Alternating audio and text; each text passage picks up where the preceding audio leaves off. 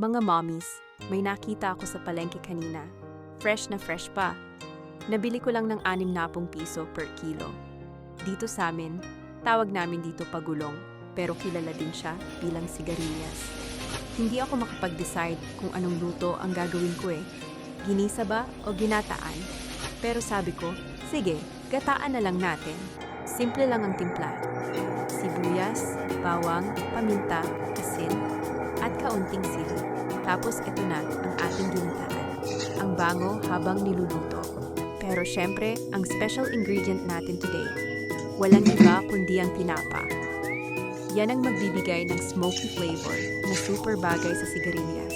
Alam niyo ba mga mommies, ang sigarilyas ay mataas sa protina, iron at fiber. Magandang pampalakas ng katawan at tulong din sa digestion. Kaya hindi lang tipid ulam, healthy pa. Oh ayan, luto na, ginataang sigarilyas with tinapa. Creamy, malasa at swak sa budget. Ano pa hinihintay niyo mommies? Kain na tayo. At syempre, comment down below kung paano niyo niluluto ang sigarilyas sa bahay. Baka next version niyo na ang try ko.